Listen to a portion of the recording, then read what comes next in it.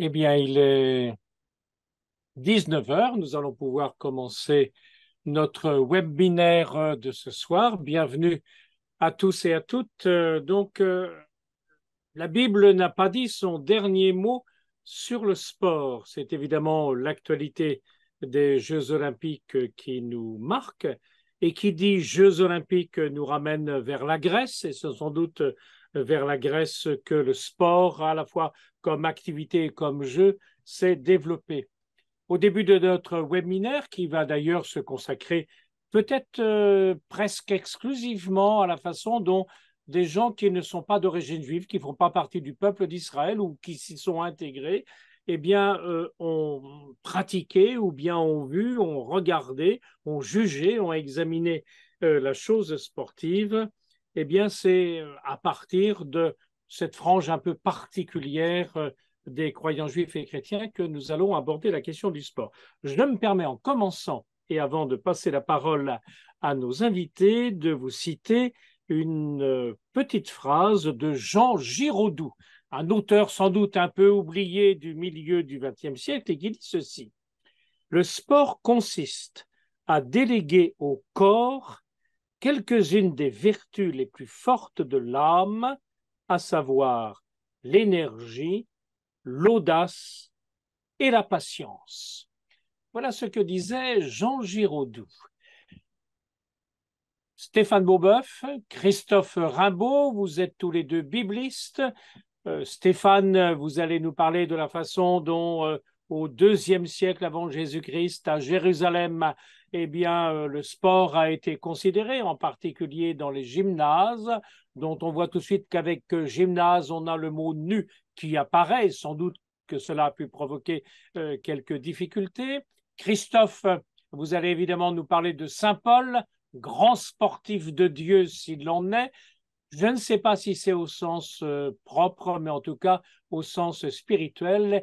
Et Mariana, vous qui êtes marathonienne, eh bien, c'est non seulement l'exercice du sport dans votre corps, mais également dans votre âme, dont il sera question tout à l'heure.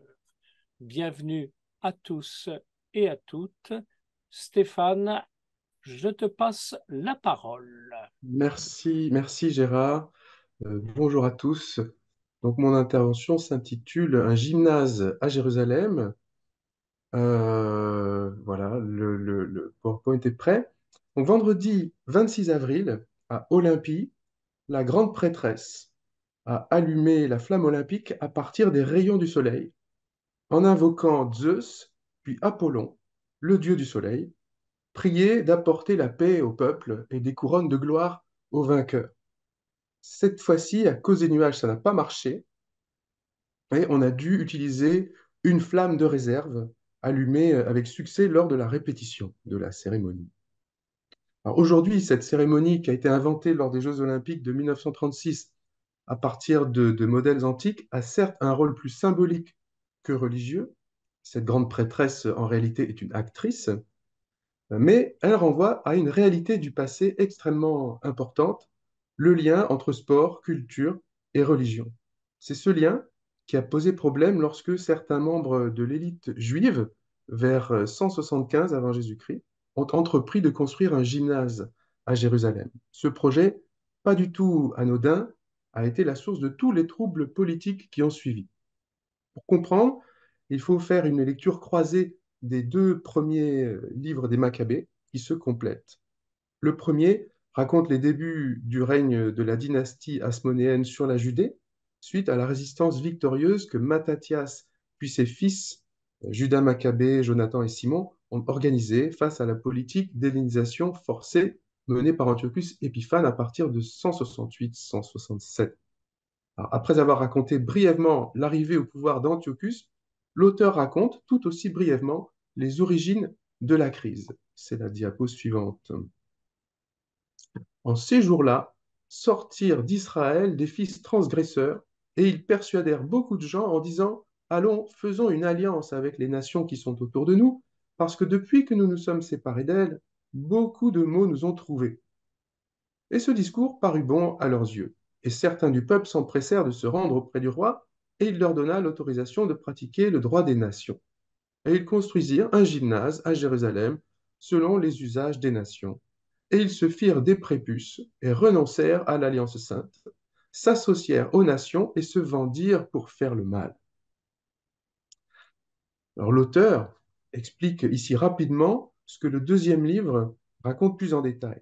Alors l'hellénisation était voulue en fait par une partie de la population de Jérusalem pour qui le mode de vie juif, les traditions des pères, principalement le Shabbat, les règles alimentaires et la circoncision, étaient un frein au développement du pays car ce particularisme limitait les échanges avec les nations.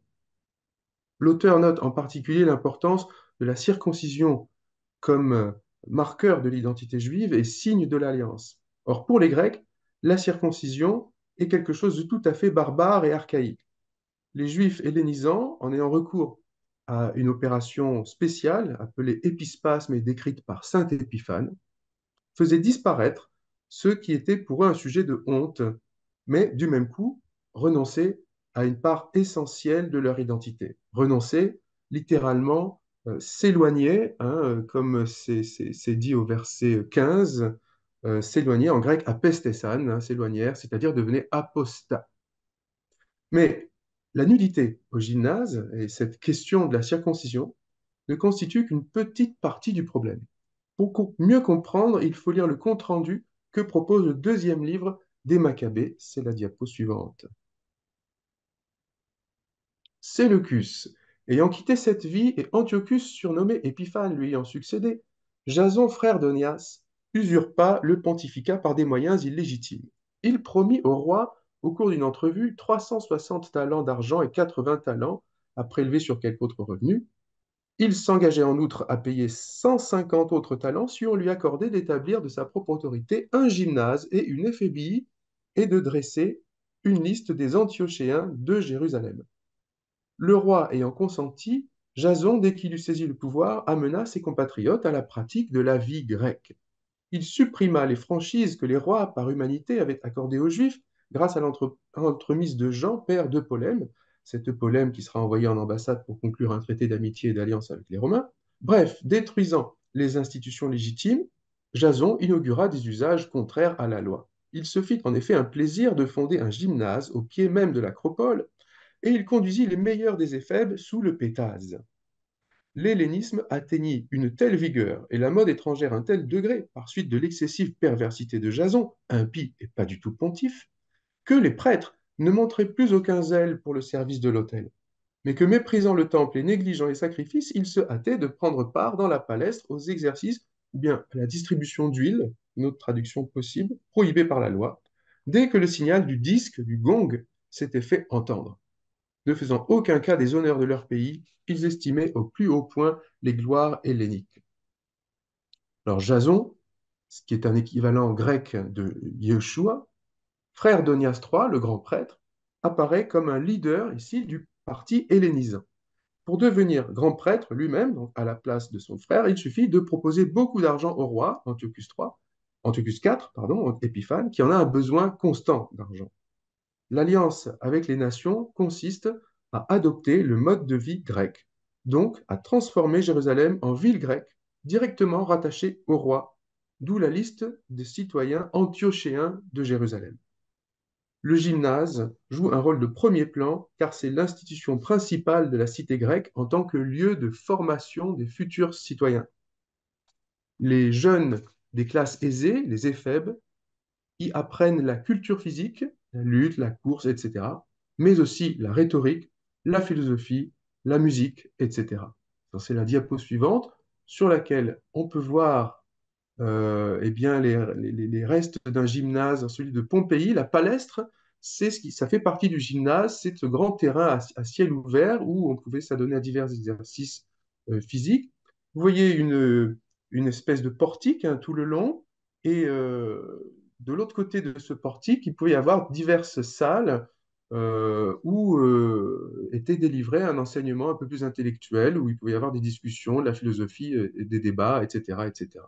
Sur la diapo suivante, on peut voir aussi ce que c'est que le pétase. C'est un chapeau, en fait, le chapeau traditionnel que portaient les éphèbes, qui protège de la pluie avec ses bords là, et du soleil. et qui permet de continuer à faire des exercices physiques. Et alors, passer sous le pétase, c'était devenu une expression consacrée pour dire eh bien, avoir fini tout enfin, parcourir, disons, tout le parcours de l'éducation délivrée au gymnase. Alors donc, le projet de Jason implique de supprimer la charte d'Antiochus III qui permettait aux Juifs de vivre selon les traditions des pères. Pourquoi faire? Donc pour former un nouveau type de citoyen moderne, adapté à la culture hellénistique et capable de créer de vrais liens avec les autres villes grecques pour sortir la Judée de son isolement et lui faire rattraper son retard, entre guillemets. Alors, on voit bien qu'il s'agit d'un projet culturel et économique, mais même s'ils ne veulent pas changer de religion, puisque le monothéisme juif plaît aux Grecs, cette évolution a nécessairement des implications religieuses, comme le montre le dernier extrait. Comme on célébrait à Tyr les jeux quinquennaux en présence du roi, le néfaste Jason envoya comme Antiochéens de Jérusalem des spectateurs députés, portant avec eux 300 drachmes d'argent pour le sacrifice à Héraclès. Mais ceux-là même qui les portaient jugèrent qu'ils ne convenaient pas des affectés au sacrifice et qu'elles seraient réservées à une autre dépense. Ainsi, l'argent destiné au sacrifice d'Héraclès par celui qui l'envoyait fut affecté, à cause de ceux qui l'apportaient, à la construction des trières, ou bien des galères. Donc, pour faire partie du réseau économique et culturel international hellénistique, il faut participer aux Jeux. Alors ici, il ne s'agit pas des Jeux olympiques, mais des Jeux quinquennaux de tir, qui étaient donnés tous les 5 ans. D'où l'idée de Jason, un Jason qui veut participer en contribuant d'un point de vue financier. Mais on voit bien le problème que cela pose, puisque les Jeux ont une dimension religieuse à cette époque, comme tous les actes civils. C'est ce que les envoyés ont bien perçu. Prendre part à cette dimension religieuse était visiblement pour eux une limite qu'on ne pouvait pas franchir. Finalement, ben, pour conclure, on voit bien que introduire la pratique grecque du sport à Jérusalem, c'était en fait beaucoup moins anodin qu'invoquer Apollon pour de faux, comme on le fait de nos jours. Il s'agissait bien d'un changement culturel et sociétal qui menaçait de faire disparaître l'identité juive. Merci Stéphane. Juste une petite question là avant que nos auditeurs, ceux et celles qui nous regardent n'en posent, hein. Vous pouvez bénéficier au bas de votre écran des questions-réponses ou bien du chat comme vous le désirez. Une petite question. En quoi finalement l'exercice de la palestre s'oppose à la loi? Je ne vois pas sincèrement. Oui, alors l'expression qui s'oppose à la loi, euh, elle traduit un seul mot grec qui est un petit peu plus vague, paranomoi, hein. C'est à côté de la loi, disons. Alors, ce qui peut être de l'ordre d'une transgression, eh bien, évidemment la nudité, qui est très choquante pour la culture juive à l'époque, avec ce qu'elle peut entraîner, c'est-à-dire la tentation de renoncer à la circoncision. Hmm. Et donc là, il y a vraiment, ça va directement contre la loi à ce moment-là. Hmm. On a ailleurs chez les prophètes, par exemple, la question de la nudité est un signe de faiblesse, hein. Je me souviens de Isaïe, par exemple, à qui le Seigneur, en signe de malheur, dit de se promener nu, ce qui n'est quand même, ce qui n'est pas rien du tout. Donc, signe de malheur, signe de malédiction. Or, ici, au contraire, c'est pour l'exaltation du corps. Et ça, l'exaltation du corps, ça n'existe pas dans le judaïsme. On peut être attentif à la beauté de quelqu'un dans le judaïsme, en général la beauté d'un leader. On dit que Moïse était beau, on dit que David était beau, et puis il se signale par des prouesses physiques, évidemment, à la guerre. Mais rien de comparable à l'idéal qu'on a formé à partir de ça en Grèce, dans la culture grecque. D'accord. Est-ce que finalement,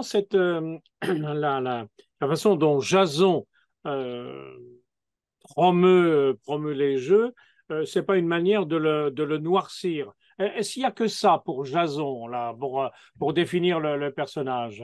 Alors, c'est un grand prêtre, visiblement, il est plus assidu, il est plus assidu au stade qu'il n'est assidu au temple. C'est ça? Oui, oui, tout Et comme si vrai que ça? ben, en fait, il représente une tendance plus générale, disons que c'est pas seulement personnel. Il représente cette partie de l'élite de Jérusalem qui, qui avait déjà été, euh, enfin, contre laquelle Néhémie, déjà à son époque, avait lutté avec succès, hein. Mais il y a toujours eu finalement, dans l'élite juive de Jérusalem, des partisans d'une assimilation plus grande à la culture grecque pour pouvoir faciliter les échanges et puis que le pays devienne florissant comme les autres pays. Donc, ils critiquaient les tenants des traditions des pères qui maintenaient le pays dans un état arriéré, quoi, selon leur conception à eux. Alors Jason, bon, on voit qu'il y a aussi un problème d'argent et il est aussi présenté comme quelqu'un d'assez cupide. Après, il va se réserver en plus la direction du gymnase, hein, apparemment, hein, ça fait partie du contrat et qui passe avec le roi. Et c'est aussi, ça va lui apporter normalement des honneurs. Mais tout ça va échouer lamentablement puisqu'un autre rival va obtenir le poste de grand prêtre à son tour en payant plus d'argent. Et puis tout ça va se terminer par la politique d'hellénisation forcée d'Antiochus Épiphane. J'ai une petite question que je vous pose à vous, mais Christophe pourrait également intervenir. Est-ce qu'il y a d'autres livres dans la Bible, soit dans l'Ancien, soit dans le Nouveau Testament, qui ont un regard négatif sur l'activité sportive? Ou bien c'est ce que c'est uniquement restreint au livre des Maccabées? Est-ce que dans les Proverbes, par exemple, Hmm, je vois pas. Je vois pas. C'est pas vraiment, j'ai pas l'impression que ce soit vraiment un sujet, en fait, avant la rencontre avec l'hellénisme. Oui, d'accord. oui. Mm, Bon, mm. Christophe? Non, non, pas non plus, hein, je ne vois pas où ça pourrait figurer ça. Non, non, non, non, non, non. Il n'y a pas de livre qui dénonce cela dans la Bible. Hmm. D'accord. Parce que Paul, et puis on va passer à Paul là directement, Paul est quand même de culture grecque, hein. Il est Ah oui, évidemment, à la fois, il est juif, il est grec, il est romain, il est universel. bien Euh, dans son temps. voilà. Donc Paul lui-même a plutôt, quand il utilise des images sportives, c'est plutôt positif. Ah bah, pour le coup, oui, c'est positif, exactement. Donc, Alors, on dénonce pas, allez-y, vas-y. alors, partageons. Voilà, diaporama. Est-ce que vous le voyez là? Voilà. Ça va? Est-ce Oui, que très bien. Voilà, alors j'ai intitulé pour Paul, le combat pour la vie, c'est sportif, parce que justement, Paul utilise des métaphores sportives dans la mesure où il les associe à des métaphores de combat. Et donc, je voudrais pour cela voir en 3 points l'apôtre athlète de Dieu, hein, tu le disais, tu l'évoquais tout à l'heure, Saint Paul, et je vais citer tout de suite un auteur dont vous avez les références en bas, François-Xavier Amert. Il dit en fait, Paul mérite la médaille d'or sur le podium athlétique scripturaire. Donc là, on voit bien que c'est en positif. Deuxième étape, la vie et l'apostolat comme course et comme combat. Et la perspective, troisième étape, la course qui donne, qui ouvre à la couronne et au prix. Voilà, et nous conclurons ensuite. Et j'ai noté ici mes deux références principales, François-Xavier Amert, dans une excellente collection, n'est-ce pas Gérard, ce que la Bible dit sur le sport, et puis un article de Jean-Noël Aletti sur les métaphores sportives chez Saint-Paul, sachant qu'il insiste sur 1 Corinthiens 9. Alors, ce que je voudrais vous dire tout d'abord, et c'est vraiment l'essentiel hein, de mon intervention, l'apôtre athlète de Dieu, le vocabulaire, les occurrences, Paul en son temps. Tout d'abord, les métaphores sportives chez Paul, elles figurent dans presque toutes ses lettres. Donc, en effet, la phrase de François-Xavier Amert est justifiée. Paul abondamment cite, enfin abondamment, oui, très souvent, il cite ou il fait référence à des métaphores sportives, avec une mention explicite une seule fois aux athlètes du stade dans le chapitre 9 de la première aux Corinthiens. Mais n'oublions pas que Paul écrit dans le contexte de rédaction des lettres qui sont les siennes, l'Empire grec avec le stoïcisme, c'est-à-dire toute la pensée de sagesse associée qui va colorer la référence aux métaphores sportives, l'Empire romain avec les valeurs de l'Empire romain, notamment l'honneur. Et donc, c'est ça le projet de Paul, ça va être d'emprunter les métaphores sportives pour se mettre dans la perspective de ce contexte d'ensemble. L'utilisation des métaphores sportives, en fait, elle est spécifique à Paul. Il y a un vocabulaire de fait que Paul utilise qui est moins recherché, moins riche que chez les auteurs de son époque. Il ne fait pas de référence aux Olympiades, par exemple, mais il articule toujours avec d'autres métaphores ou images au service de l'évangile du Christ. Philon ou Épictète utilisent les métaphores au service d'un enseignement spécifique, moral, théologal. Le sport nécessite ascèse et maîtrise du corps pour arriver à une victoire, mais une victoire éphémère, le sport, avec la couronne qui est périssable, dira Paul. Alors que la philosophie, on voit bien, se positionne comme une gymnastique de l'esprit seul capable de libérer l'homme de ses passions vers une victoire définitive. Et Paul s'inscrit bien dans cela, dans cet état d'esprit, cette réflexion. Pour Paul, il y a un combat spirituel à mener, il y a un combat spirituel à mener pour l'apôtre lui-même, il s'implique, pour le croyant, pour la communauté, c'est de l'ordre d'un combat. Et la vie est un combat. Pour Paul, les métaphores sportives permettent donc de dire la nécessaire ténacité et l'acceptation de souffrir pour vaincre, c'est évidemment important dans l'ensemble de son message. Alors, trois champs sémantiques chez Paul. Le combat, la lutte, la boxe, j'ai mis le vocabulaire. C'est intéressant de noter, agone, ça donnait agonie, hein, est très fréquent, boxer, agone, c'est lutter, hein, voilà, le combat, la lutte. Lutter, hein, boxer, la lutte à nouveau, hein, palais et atléo, hein, et gymnaso, exercice ou gymnasia, bien sûr. La course ensuite, le stadium, c'est dans le stade que cela se passe, le verbe tréco, hein, courir, ou marcher d'une autre manière, c'est moins sportif, mais encore qu'aujourd'hui on parle bien de marche nordique, etc. Et puis, la victoire, la couronne, le prix promis, reçu, on voit bien tout un ensemble de vocabulaire. Stéphano, la couronne, le prix, hein, brabéon, avec en Colossiens 3,15, ou l'avant dessous, que la paix du Christ arbitre en vos cœurs, avec ce verbe. Et puis la victoire, hein, le verbe vaincre, et même survaincre en Romains 8, hein, rien ne nous séparera de l'amour du Christ. En cela, nous sommes plus que vainqueurs. On voit bien que le vocabulaire, il est là, au service de l'annonce de l'Évangile. Alors, de fait, la vie est présentée comme une course, comme un combat. La course, je vous ai mis ici les extraits principaux. En Philippiens 3, verset 12, je ne lis pas tout, bien évidemment.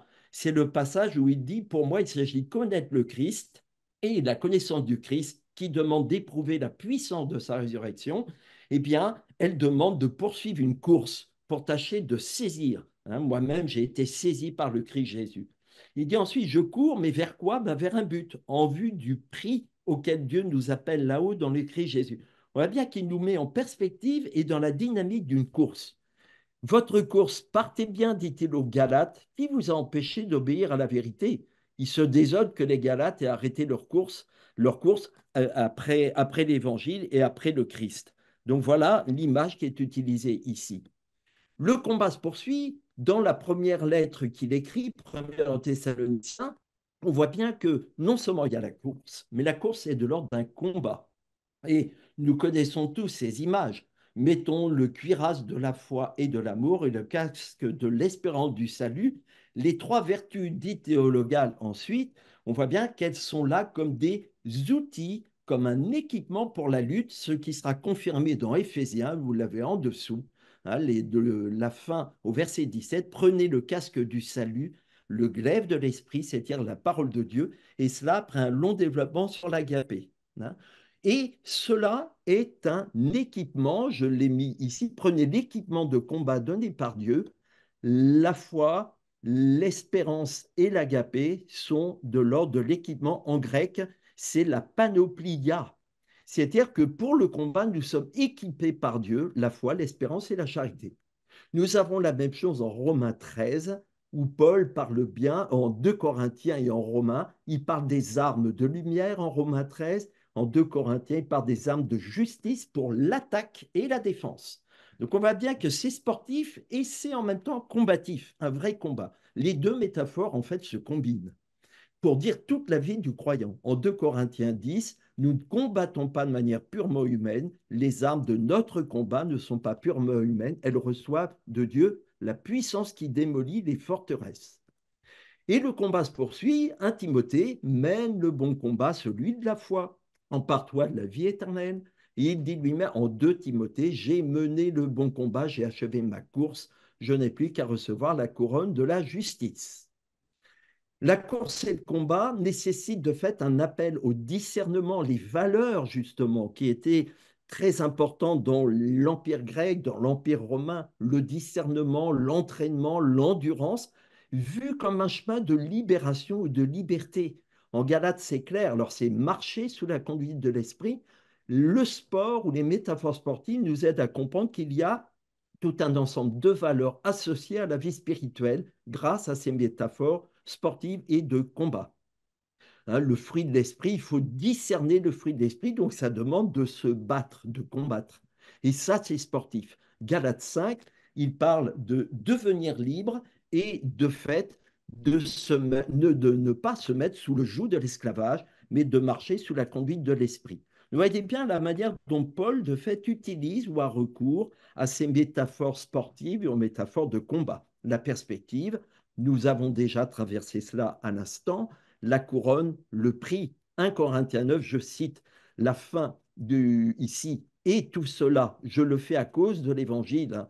Annoncer l'évangile n'est pas pour moi motif de fierté, je le fais à cause de l'évangile pour y avoir part moi aussi, et je cite en dessous, vous savez bien que dans le stade, tous les coureurs, tous, participent à la course, mais un seul reçoit le prix. Vous courez de manière à l'emporter, tous les athlètes à l'entraînement s'imposent une discipline sévère, comme dans la vie spirituelle d'une certaine manière.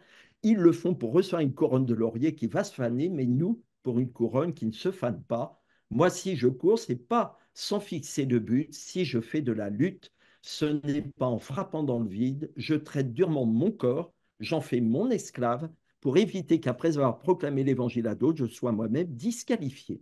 Alors, de fait, la perspective, conclusion, c'est tous pour un pour tous, plutôt tous en Christ, avec un esprit d'équipe. Puis on voit que la vie selon l'Évangile nécessite cet esprit combatif, cet esprit sportif, cet esprit d'équipe. Cela peut se comprendre lorsque nous avons en tête, évidemment, je recite François-Xavier Hamert, mais aussi les autres auteurs, hein, notamment Aletti, la référence à 1 Corinthiens 12, image du corps et des membres. De même qu'en sport, sport collectif, eh bien, il y a besoin de faire corps pour combattre et gagner, hein, combattre contre l'adversaire. Eh bien, cela a sans doute permis aussi à Paul de saisir la richesse de cette image du corps et des membres. Mais articulé par quoi ou motivé par quoi ce corps, il grandit grâce à l'agapé. N'oublions pas qu'un Corinthiens 12 débouche sur un Corinthiens 13 et l'hymne à l'agapé, c'est la théologie du corps. Le sport nous donne à comprendre certains aspects de la théologie du corps chez Saint Paul. Votre corps étant un sanctuaire de l'esprit, il le dit, le corps a à être glorifié, transfiguré, et la perspective, c'est la joie, la paix en Dieu. Il le dit bien dans Philippiens, hein, ma joie et ma couronne, tenez bon dans le Seigneur, mes chers bien-aimés, et le Dieu de la paix sera avec vous.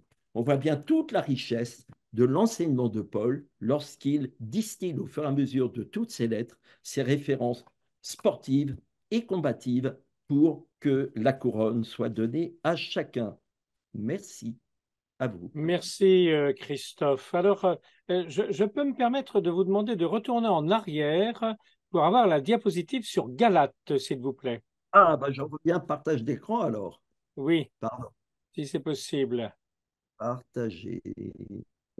Quelle diapo?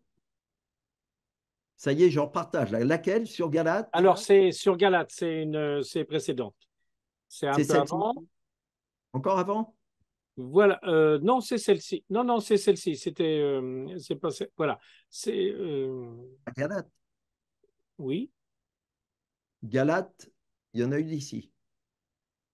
Tu l'as, Galate Voilà, 5. c'est celle-ci. Voilà, d'accord. Tout simplement, c'est parce que dans dans ces petits passages de Galates, je vois bien qu'il est question des fruits de l'esprit, mais en regardant et en vous écoutant, du fruit de l'esprit au singulier, si je peux me permettre. vas-y.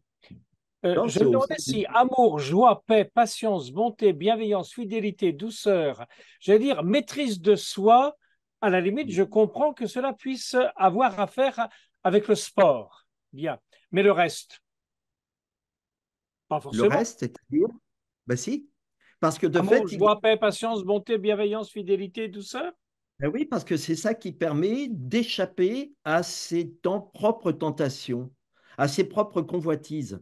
Et donc, il s'agit de vivre un ordonnancement intérieur de ces sentiments pour se donner tout entier au combat.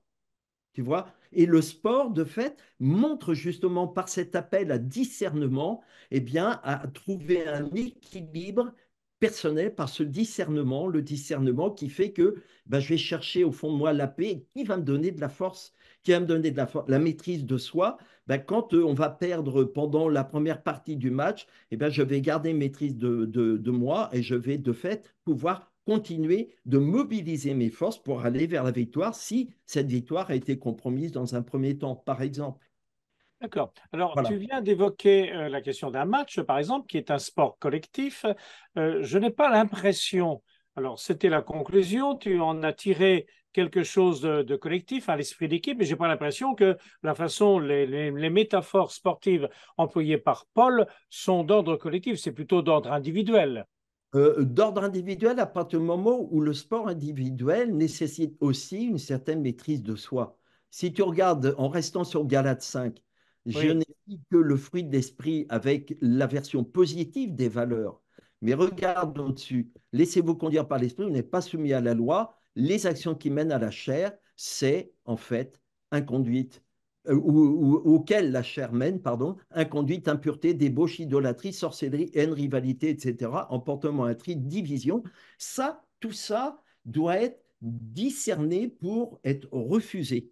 Et donc, le lien qui peut se faire avec le sportif, qui est entré dans un combat spirituel, dans un exercice spirituel, eh bien, c'est que je ne peux exercer spirituellement ma vie, mon corps, que dans la mesure où je fais le choix de fuir l'idolâtrie, la sorcellerie, les haines, etc. Je Voilà. suis d'accord, mais c'est individuel, c'est personnel, c'est pas collectif, c'est pas en équipe que ça se déroule.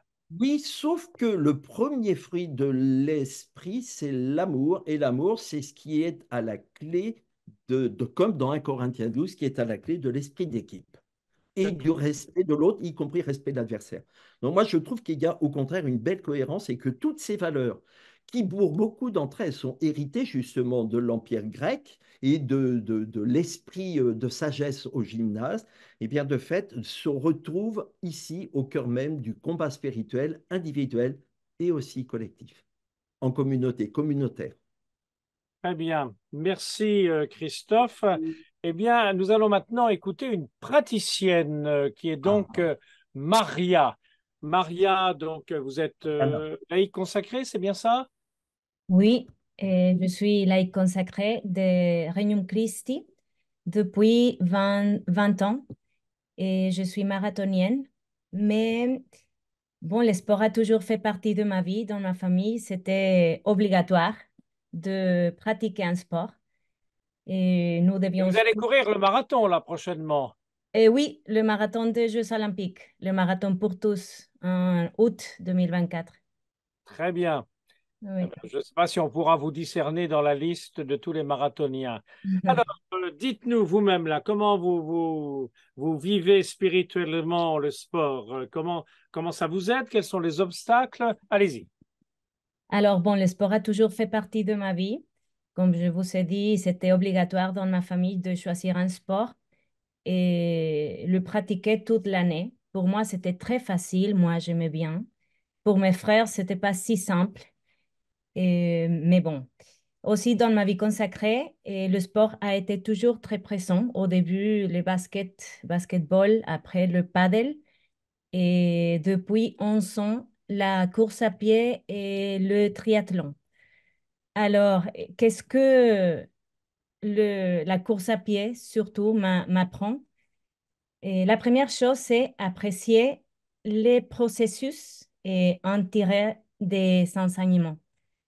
Alors, dans notre vie, il y a peu de grands moments, peu de moments importants.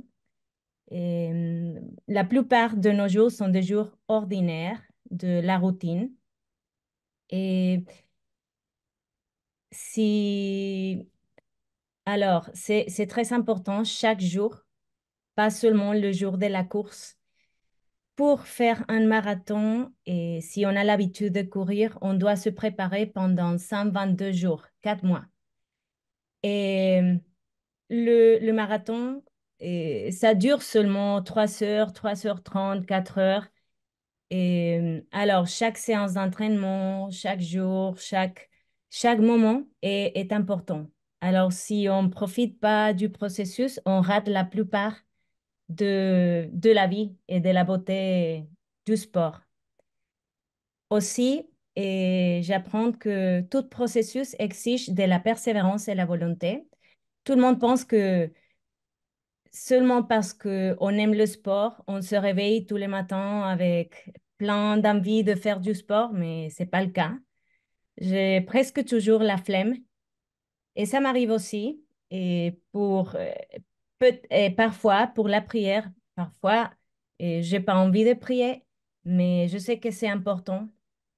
Alors, toujours commencer à faire quelque chose, commencer un régime, à faire du sport, à prier, à quoi que ce soit, arrêter de fumer. Commencer, c'est très facile, mais demeurer, comme l'évangile d'aujourd'hui nous dit, et continuer à faire ces choses, ça demande de la persévérance, de la volonté, du oui de chaque jour. Alors, une bonne habitude se construit avec le oui de chaque jour.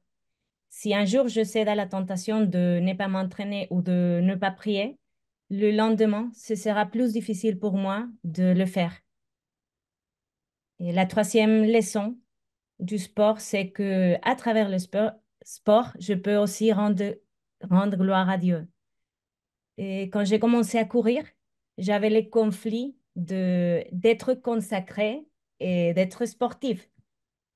Mais mon accompagnatrice spirituelle m'a aidé à comprendre que c'était pas Mariana la consacrée d'un côté et Mariana la sportive d'un autre côté.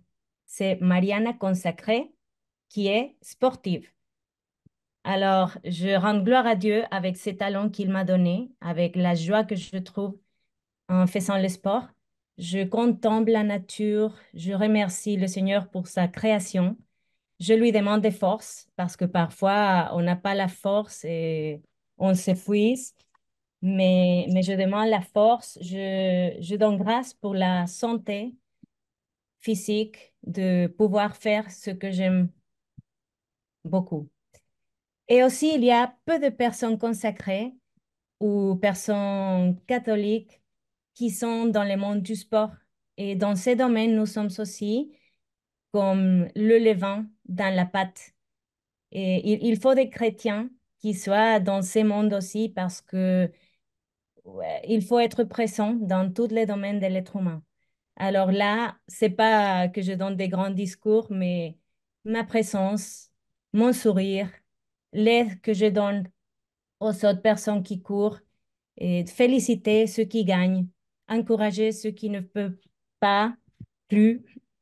Alors, et voilà, je crois que c'est important d'être aussi dans ces domaines-là et qu'on donne, on rende gloire à Dieu aussi dans les domaines du sport. Aussi, le sport me rappelle que je suis une créature limitée. Dans notre vie, nous ne contrôlons pas tout ce qui se passe. Nous pouvons contrôler peut-être le 10% de ce qu'on fait ou, oui, de notre vie, mais on ne contrôle pas le climat, on ne contrôle pas notre santé, on ne contrôle pas euh, plein de facteurs. Une bonne nuit, si je vais être malade ou si j'aurai la santé, le cycle hormonal. Alors, j'accepte la réalité telle que Dieu me la donne et j'accepte les circonstances, j'accueille les circonstances et dans n'importe quelle circonstance, je donne mon 100%. Et ça me rappelle que je suis une créature. Je ne suis pas la maîtresse, mais la créature. Aussi, je crois que cet apprentissage que vais vous dire, c'est le plus important, c'est qu'il faut concentrer notre cœur sur ce qui est le plus important. Si le sport devienne ma priorité, euh, je suis mal. Ma priorité, c'est Dieu. Lui, il y a la première place dans ma vie. Quand le sport commence à prendre la place de Dieu, ils deviennent un idole. Alors, le sport a été fait pour l'homme et pas l'homme pour le sport. Et voilà. Et un autre apprentissage, c'est que le sport m'aide à garder mon corps en bonne santé pour donner la meilleure version de moi-même aussi aux autres. Je remarque une vraie différence quand je fais du sport dans mon état d'esprit, dans ma gestion du stress. Et voilà. Alors, cela m'aide humainement à donner mon 100% aux autres. Aussi, le sport, je trouve de la joie de la vie en faisant du sport. Et Saint Paul, dans la lettre aux Colossiens 3:23, il dit, mettez du cœur à ce que vous faites comme si vous le faisiez pour le Seigneur et non pour le mortel. Alors, j'aime bien mettre mon cœur dans tout ce que je fais, aussi dans les sports. Et aussi, je me souviens toujours, le mot amateur vient du latin, amatum, amare, aimer. C'est celui qui aime ou celui qui a un goût particulier pour quelque chose et qui le recherche. Alors, il faut être toujours amateur. N'oubliez pas que nous sommes des amateurs, même si une personne est un professionnel dans les sports, il faut qu'il reste toujours d'amateur, qu'il mette son cœur, qu'il aime ce qu'il fait. Alors, le sport nous donne de la joie. Et au début, je courais pour gagner. Et si je gagnais pas, j'étais un peu déçue. Maintenant, j'ai appris que non, il faut faire du sport, mais pour trouver de la joie, pas pour gagner, parce que ça ne nous fait ni plus ni moins. On est ce qu'on est devant Dieu et voilà. Et parfois, après une course, et il y a l'équipe des médecins qui ont venu me sauver après avoir passé la ligne d'arrivée en fauteuil roulant parce que j'avais donné mon 200%. Alors maintenant, c'est plus le cas. Je réserve mes énergies, je garde mes énergies pour être bien pendant la course et après la course pour pouvoir continuer ma journée normalement avec de la joie, avec l'énergie. Et aussi, le sport, pour moi, est un lieu de rencontre. Et en courant, je fais de très belles amitiés. Et quand je raconte ça aux personnes qui ne courent pas, ils ne comprennent pas trop, mais en courant, on fait de belles amitiés parce qu'on peut parler beaucoup. On court avec et on parle pendant un concours de longue distance de 20-25 km. On parle et on se raconte la vie. Et à moi, ça m'est arrivé que dès que je dis que je suis consacrée, parce que la question de tu fais quoi de ta vie arrive après 10 minutes de course. Alors, tu fais quoi dans la vie? Je dis, bon, je suis consacrée à Dieu. Alors, la conversation change et l'autre personne commence à ouvrir son cœur, ouvrir ses questions sur Dieu. Et pour moi, c'est aussi un lieu d'apostolat, d'émission. Et aussi, comme je vous avais dit, c'est un lieu de rencontre. Et dans le sport, il n'y a pas les barrières de pays, des langues, des croyances, d'handicap. J'aime bien quand dans les courses, je rencontre des personnes avec différents handicaps. Et au 20 km de Paris 2023, j'ai rencontré une personne qui ne voyait pas, un non-voyant, qui allait récupérer son dossard, mais il avait des problèmes parce qu'il ne savait pas par où aller. Alors, on est allés ensemble, on a récupéré les dossards et voilà. Et le jour de la course, c'est une course de 25 000 personnes. Le jour de la course, je lui ai vu avec son guide qui l'accompagnait. Et moi, j'étais très contente parce que ça me rappelle que dans le sport, il y a pas de barrière et c'est un lieu de rencontre. Et voilà, on se concentre. Encore un mot Oui, pour conclure? je conclue. OK. Alors, bon, ces leçons m'ont appris que le sport est plus qu'une simple activité physique. Pour moi, c'est une école de vie. Une école de vie. Alors, on pourrait vous poser beaucoup de questions. J'en ai une ici. Euh, J'avais l'impression tout à l'heure en écoutant ce que Christophe nous a dit de Paul, que Paul utilisait la métaphore du sport pour la performance. Il y a un but et il faut parvenir à ce but et il y a une certaine ascèse à faire. Vous avez utilisé deux fois le terme persévérance. Le sport apprend la persévérance. Donc, c'est moins le but qui compte. Alors, oui, on se prépare pour courir une course, mais pour moi, c'est si important le processus que les buts. C'est comme si on vivait notre vie seulement en pensant à ce qui va venir, mais pas, on ne profitait pas du jour présent. Et c'est les présents qu'on a. On ne contrôle pas le futur, c'est les présents qu'on a. Et c'est les moments présents qu'on doit vivre à fond avec la Eh bien, persévérance de chaque jour. deuxième chose qui me posait, mais dites-moi, vous vous entraînez toute seule ou bien vous avez un entraîneur, hein? J'ai un entraîneur qui me suit, qui me fait le plan de chaque semaine. Et moi, je lui dis comment c'est allé. Si je suis blessée, je lui dis. Alors, on diminue la quantité de charge et on change la stratégie. Et voilà. Et je crois que c'est très important de suivre les indications de la personne qui nous entraîne parce qu'il nous connaît et parce qu'il connaît un peu nos limites et à ce qu'on peut donner. Hmm. Alors, il nous pousse, mais aussi parfois, il nous freine pour ne pas dépasser les bonnes limites. Merci, Mariana. Quand même, Stéphane, là, comment est-ce que Jason, enfin, ou plutôt ceux qui se sont opposés au sport, ils n'avaient pas écouté Mariana causer, là, c'est pas possible. C'est pas C'est beau possible. le sport, hein, Stéphane? Oui, oui, mais c'est vrai.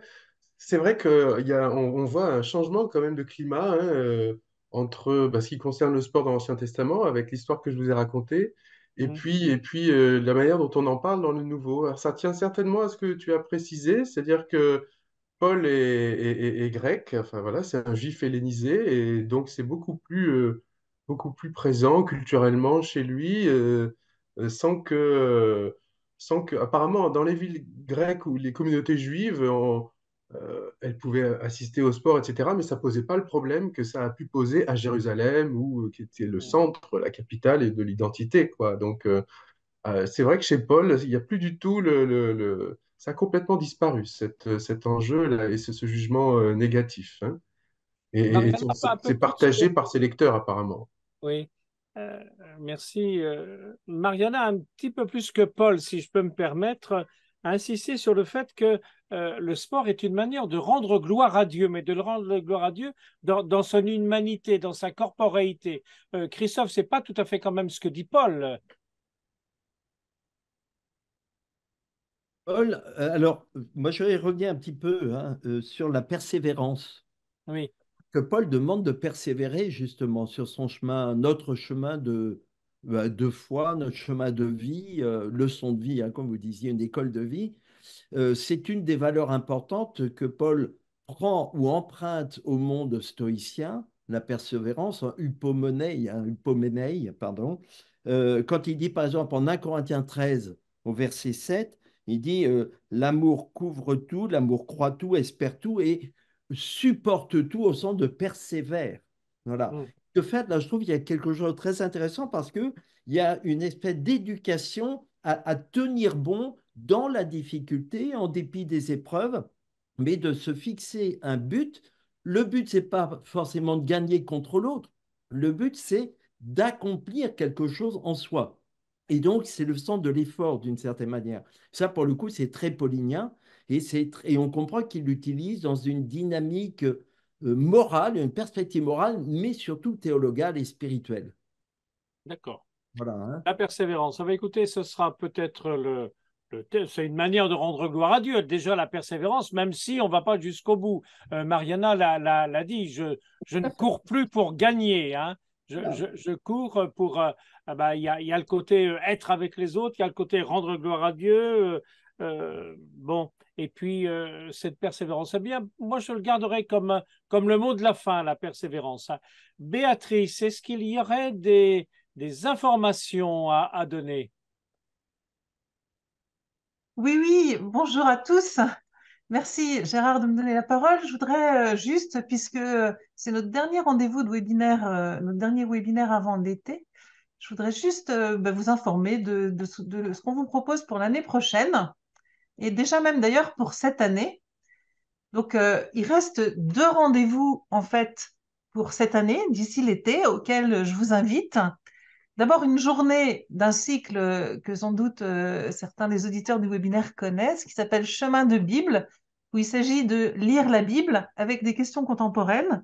Et donc, la dernière journée de cette année, qu'on peut suivre sans avoir du tout suivi les précédentes, portera sur la question de la nourriture dans la Bible, notre rapport à l'alimentation et plus largement à la consommation, tous les enjeux attachés à la nourriture, depuis le jardin où l'homme est mis à cultiver pour qu'il fructifie, jusqu'au partage du pain que Jésus fait à la veille de sa mort, comme geste pour faire mémoire de lui et comme don de son corps. Donc voilà, on fera une vaste réflexion sur la question de la nourriture. Et puis, il y a une deuxième journée, alors, à laquelle je vous invite tout particulièrement parce que c'est une proposition gratuite pour tous. Donc, c'est pas souvent qu'on peut vous offrir une proposition gratuite et on est heureux de le faire.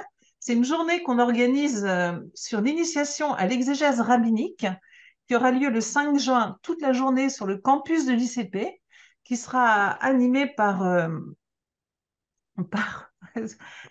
ah, son nom m'échappe, Diego Sanchez, excusez-moi, par Diego Sanchez, qui est titulaire d'une chaire d'histoire du judaïsme dans une université espagnole et qui est tout à fait francophone et qui viendra donc nous initier à l'exégèse rabbinique. Il n'y a pas de prérequis, c'est ouvert à tous, gratuit. Surveillez vos mails, vous recevrez bientôt une information et un lien pour vous inscrire. Voilà. Et puis pour l'année prochaine, on a nos propositions habituelles ou renouvelées, aussi avec quelques nouveautés. Donc d'abord, ce fameux parcours chemin de Bible, lire donc 6 journées thématiques sur des questions contemporaines qu'on peut suivre à l'unité ou en cycle, sur le site de l'ICP ou en visio tout seul chez soi ou en visio avec un groupe d'amis, un groupe de son diocèse. C'est vraiment très modulable. On est à votre disposition pour voir avec vous ce qui vous conviendrait le mieux. Et le programme est à venir. Je peux simplement vous dire qu'il y aura une journée sur le travail et une autre journée sur la question de la gratuité et que ces journées seront en lien avec la session des semaines sociales qui aura lieu au mois de novembre à l'ICP et qui portera sur le travail. Donc, il y aura 2 journées qui seront liées aux thématiques de cette journée et puis beaucoup de surprises à venir. Et puis, l'année prochaine, on retrouvera nos cours habituels, cours d'initiation pour ceux qui découvrent la Bible, cours d'approfondissement des différents corpus, cours de spécialisation pour ceux qui veulent devenir pointus sur des questions de langue, d'archéologie, d'histoire, d'herméneutique biblique, et puis des cours de langue. J'ai indiqué ici le grec et l'hébreu, mais vous savez qu'on peut faire du hittite, du sumérien, de l'éthiopien, toutes les langues qu'on imagine et qu'on n'imagine pas à l'Elcoa. Voilà, évidemment, nos webinaires qui reviendront et dont le programme est pour l'instant gardé en surprise. Voilà, il y a des possibilités de faire des diplômes sur lesquels on pourra vous renseigner si vous êtes intéressé.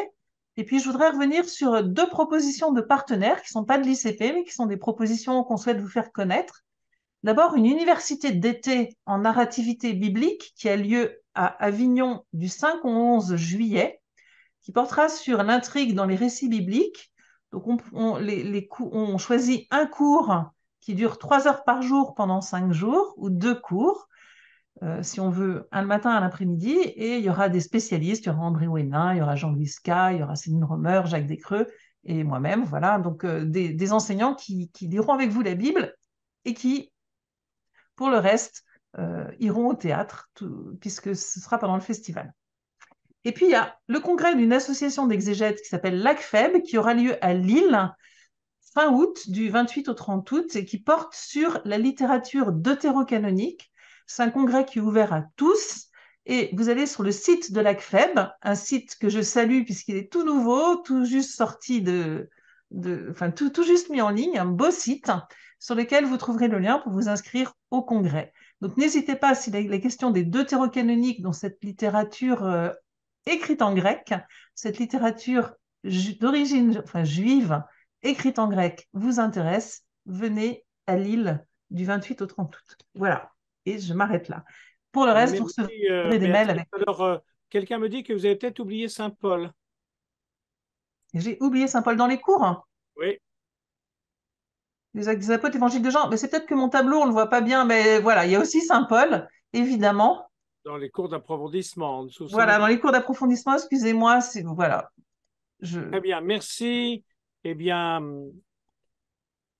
bon sport à ceux et celles qui vont le faire. Moi, je vais le suivre devant mon écran télé. C'est une autre activité sportive. Et surtout, c'est que devant la télé, on peut le faire avec d'autres. Donc, il y a quelque chose de collectif dans regarder le sport à la télé. Je vous souhaite une bonne soirée, bon rendez-vous biblique et peut-être à une prochaine fois. Au revoir.